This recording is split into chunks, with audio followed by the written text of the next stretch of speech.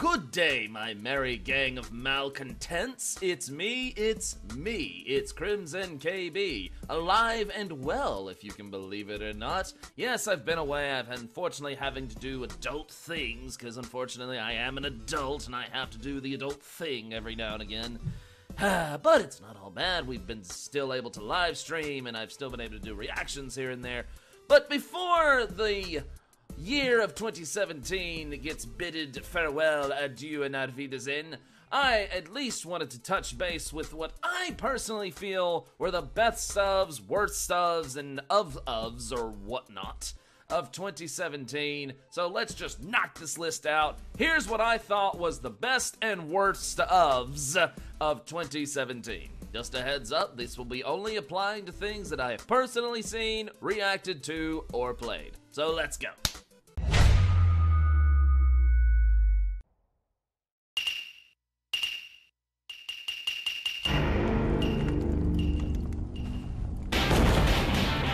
Bring it on. I'll destroy you all.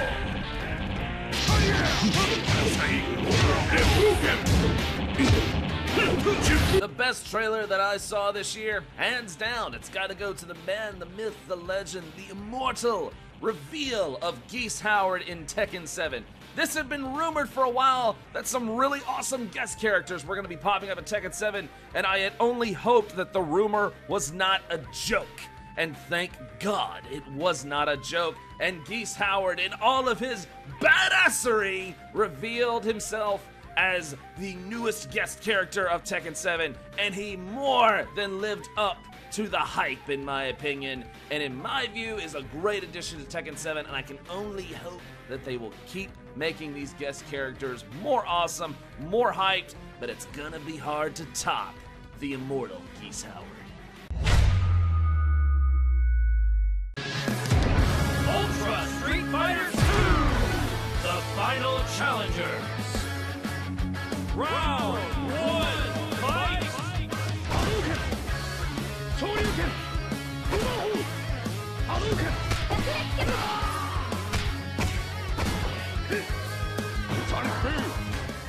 It's been a hell of a year for fighting games, what with Injustice 2 and so many other great names popping up.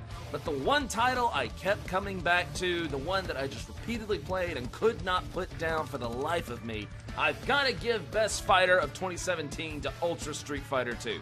Nintendo finally got a legit Street Fighter game, and they did, for the most part, very well. It's classic Street Fighter 2 at its finest. It has good online, not the best, but it's good enough. And not only that, I could not, like I said, put it down. I had so much fun with this game, and I'm still having fun, and I can only hope that come 2018, that the 30th anniversary edition of Street Fighter will only continue the good trend that Ultra Street Fighter 2 has set.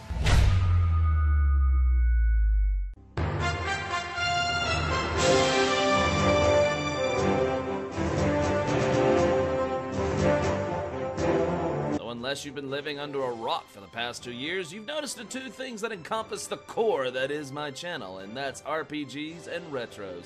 And for me, the best game that I played in the retro category this year, the one that I just had the most absolute blast playing, I gotta give it to Final Fantasy Tactics. This game, I swear, it's hard to put it to words, but I'm gonna try anyway.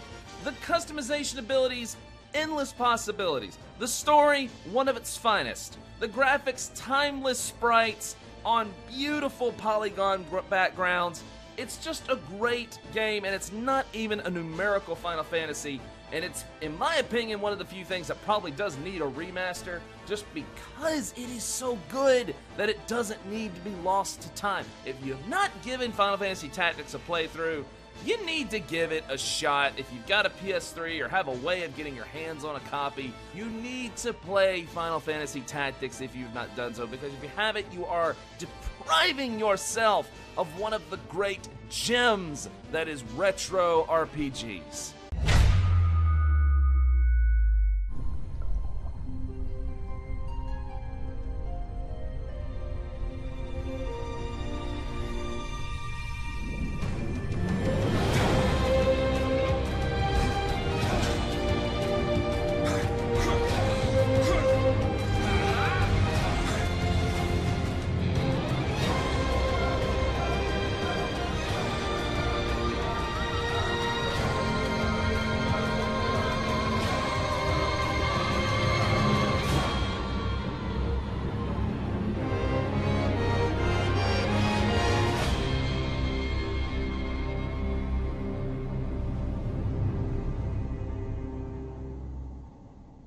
RPGs have had a very strange year in 2017. There have been some good ones, there have been some not so good ones. I'm looking at you, Mass Effect Andromeda. But I gotta say, the game that was just...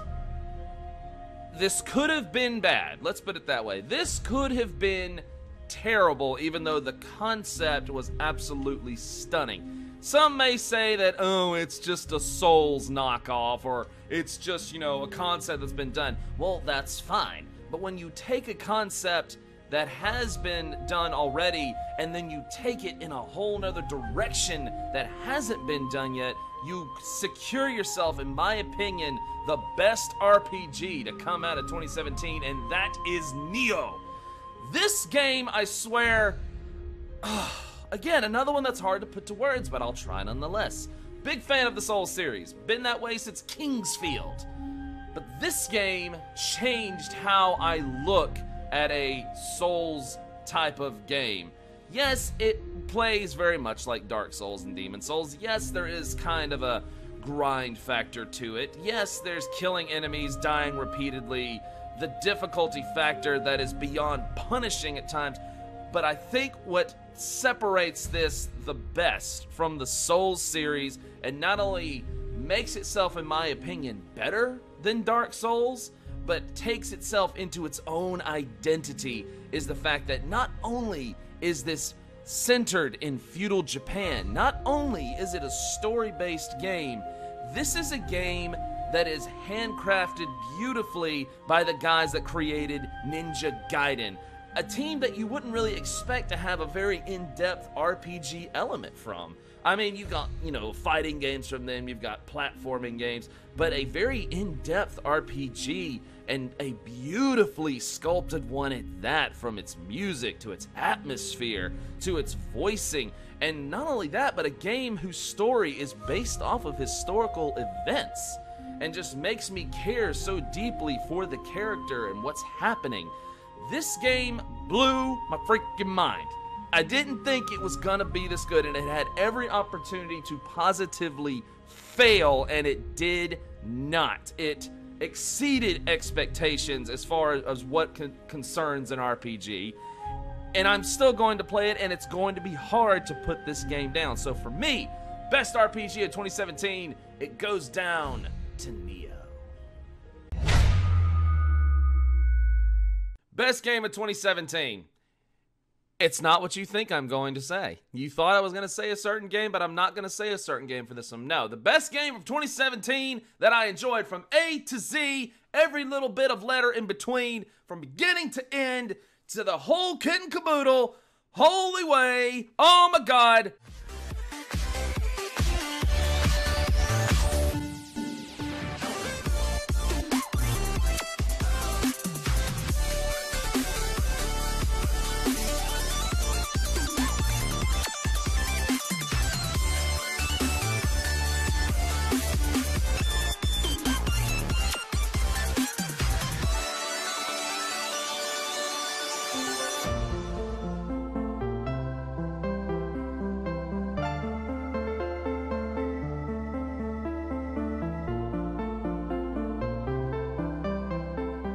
Sonic Mania delivered on everything that was promised. It was classic Sonic at its finest. It was stages that were colorful and engaging and wonderful.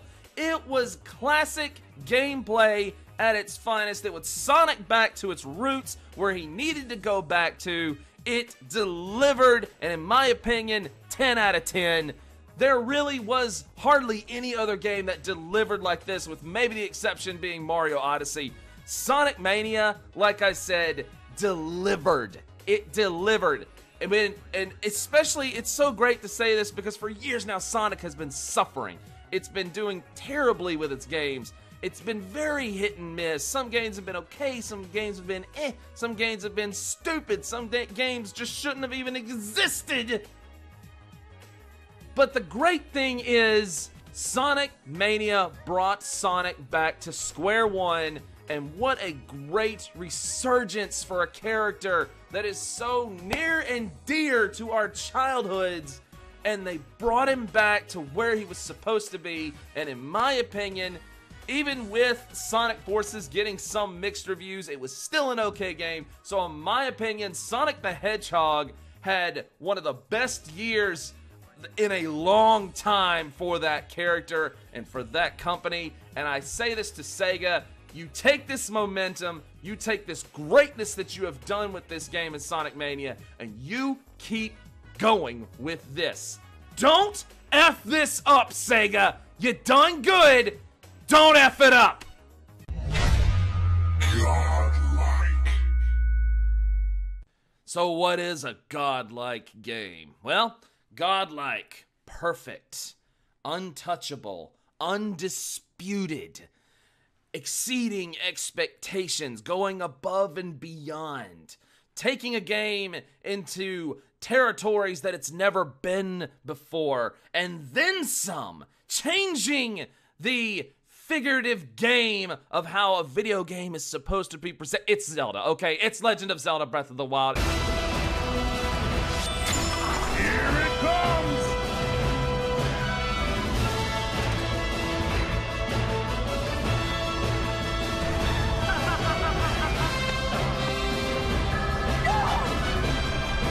You must save her, my daughter.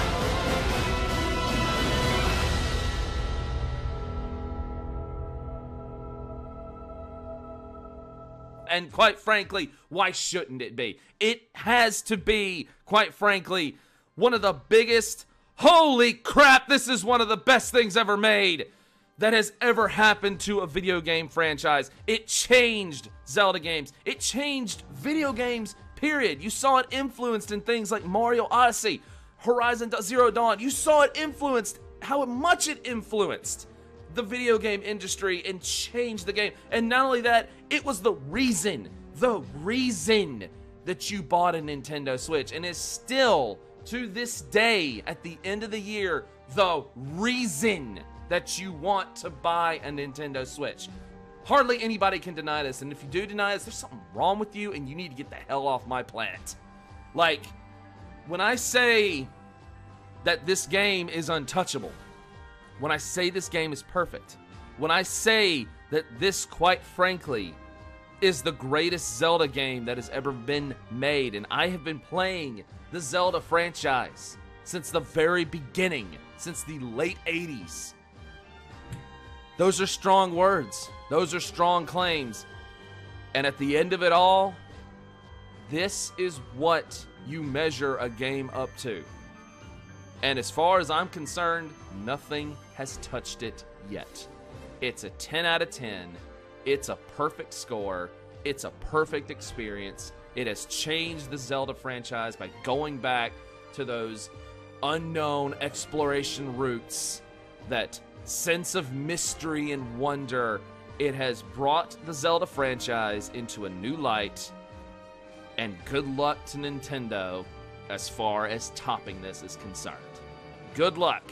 That is my godlike game of 2017. Who knows what 2018 is going to hold? There's a few games that I have on my list, but I have to say my most anticipated is definitely Mega Man 11.